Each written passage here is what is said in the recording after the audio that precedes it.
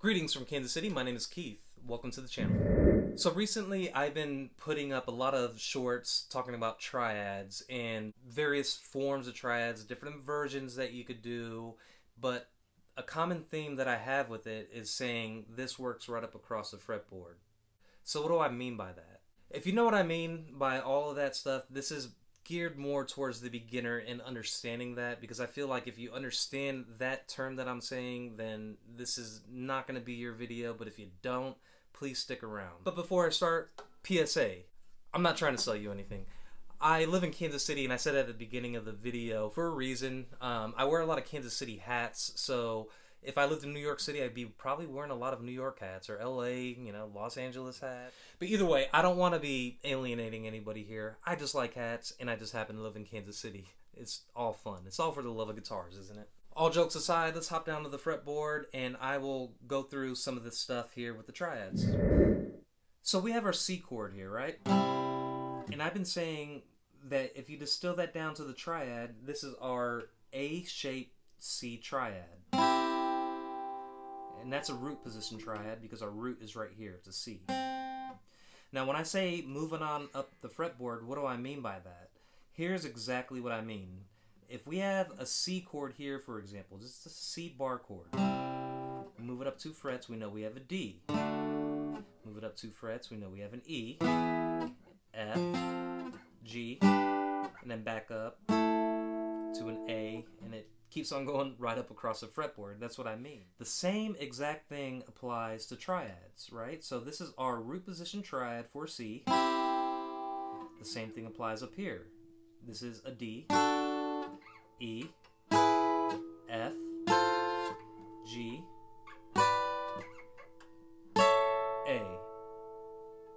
Furthermore, I have a short that I'll put up here on how to convert some of these triads into minors. So here's an example here. We have their C here, flattened the third, and we have a C minor. The same thing applies to the D. D minor, E, E minor, F, F minor, G,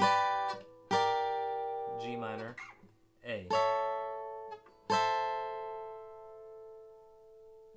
So the point of the whole thing is, you don't have to learn every single cage shape and how to translate things piecemeal, right? All you need to do is learn it in one position, and you know it for every other key. So if I know the C triad for the root position is right here, I know that I could just move that on up to any point as long as I maintain that same shape, and it's going to be the value of the root that I'm in. So this was a D, and this is a E here. What's in between the D and the E? So we have a D sharp, or is it E flat, E, this is an F, F sharp minor.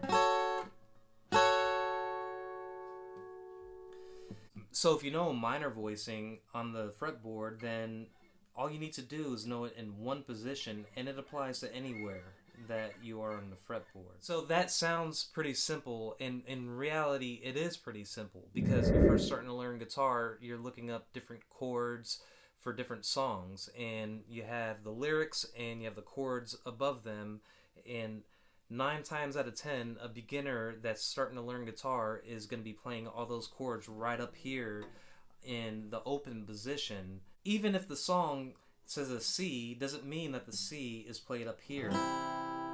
It could be played here. It could be played here. Right? Here. So that is inherently an issue when it comes to learning things based off of chord books, or if you have Ultimate Guitar or whatever the guitar tab thing is that they have nowadays. It's really cool to understand what chords they're playing, but it's not going to tell you exactly what it is unless they actually specify it in some kind of chord diagram. Even then, it's probably more value to you to take those chords off of those sheets that you get and experiment with them and try to find different ways to play to increase your knowledge of the fretboard, A, and B, it allows you to understand that a lot of these songs, they aren't just exclusively up here. They're all over the place, and you can get different voicings based off of the different shapes of the cage system. So a C here in open position is going to sound different than a C here, right? That's going to sound different than this C, because it's emphasizing different parts of that chord, whether it's in a higher register or a lower register. So to round things out here, it's really valuable to know all the notes on the fretboard, but that is a very, very daunting ask of anybody, because there are so many different notes on this thing.